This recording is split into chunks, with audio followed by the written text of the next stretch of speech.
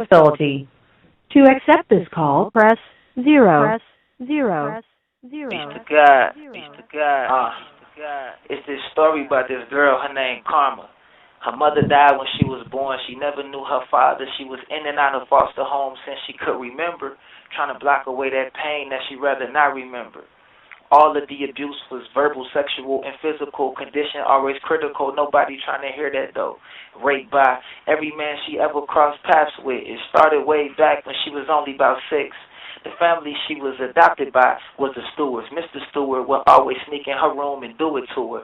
She couldn't comprehend it, really. All she felt was pain, and it turned into confusion when his son would do the same. They didn't even know her name. They just called her little bitch. Mrs. Stewart always bragged about how she got her for the checks, like never mind respect or even raising her with care.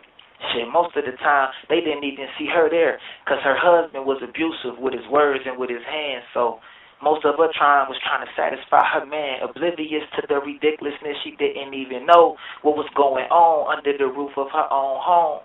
Karma lived with them until she was like 10, ran away then, never wanted to see them again. Eventually was placed into the homes of the Joneses. Same old story as the Stewarts. Here we go again. Mr. Jones was a middle-class white man with money, and one day his wife said, "I got a surprise, honey." He really couldn't stand his wife and how she tried so hard to make him happy, so he pushed her. "Move, Becky, oh my God." Then she opened up the door, and little Karma stepped in with a bag full of clothes, lots of tears on her chin, and Mr. Jones just grinned and asked Becky, "What's her name?" Then he let his eyes roam over her 10-year-old frame. Now, little Karma's just a kid, but her body's well developed, and she still look underage, and any grown man can tell it, and Miss Jones would be jealous. But she'd rather be aware than to not know who her husband loving when she isn't there. Karma think this isn't fair, but that's just what they say about life. Mr. Jones raped her 4 years, every day and night. He even taped it a few times, just so he can show his buddies they wanted in on the action, even offered lots of money. So he locked her in the basement, in the room that was confined, charged $100 a pop, and let them go 2 at a time. She was only 14, but no one cared about her age. All the sex was unprotected. She eventually got AIDS. The sex capade lasted months.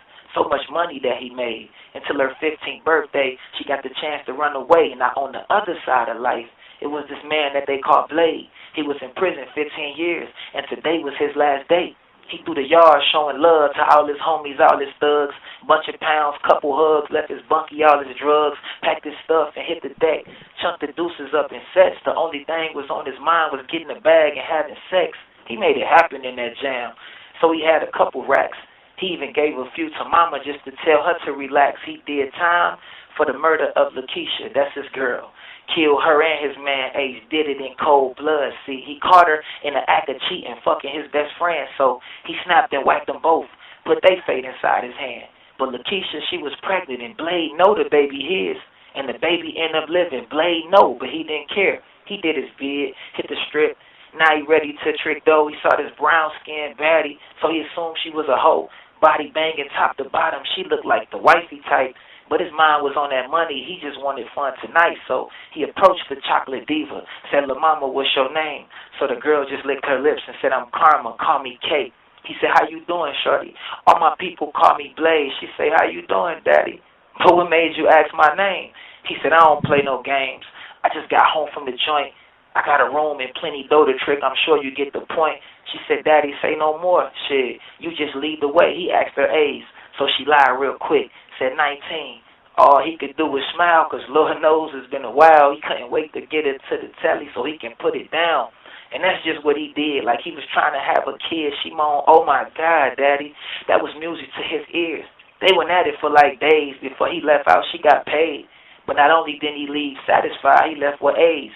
So in less than a month, when he was dying, feeling rage, in his mind he knew he should have wrapped it up with old girl Kay. Laying on his deathbed, on the side he saw his mama. All he did was shake his head and said, "I'm so sorry, mama."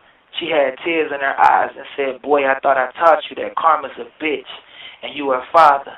Bad, bad, bad, bad. Thank you for using GTL. Message! Message!